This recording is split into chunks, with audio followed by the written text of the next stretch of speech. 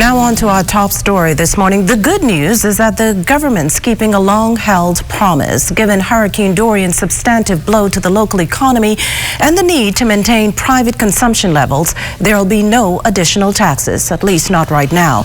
The bad news, the over $200 million in lost revenue and subsequent increased expenditure has not only led to a need for additional borrowings, but the deficit will increase by approximately $677.5 million to 5.3% of GDP. This, of course, exceeds the 2019-2020 budget target of $137 million. Then there's this. Taking the financing requirements into consideration, the level of government debt is therefore anticipated to increase from the projected $7,612 million at the outset of the budget year to $8,204.5 million, or some 64.4% of GDP. Mr. Speaker, it is the government's intention to maintain a very close tracking of expenditure and revenue in the coming months to determine the extent to which we can realize savings from the revised fiscal positions we are presenting.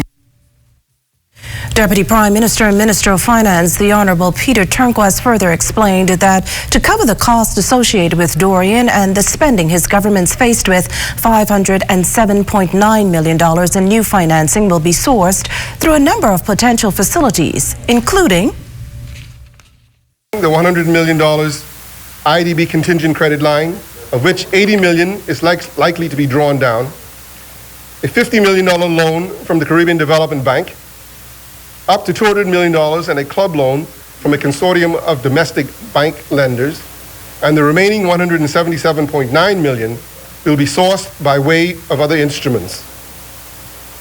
These sources, which I've identified, will be supplemented with $20 million from the Dormant Account Fund and the $12.8 million payout from the Caribbean Catastrophic Risk Insurance Fund, which together with the $507.9 million in borrowing will cover the $540.7 million required in new financing.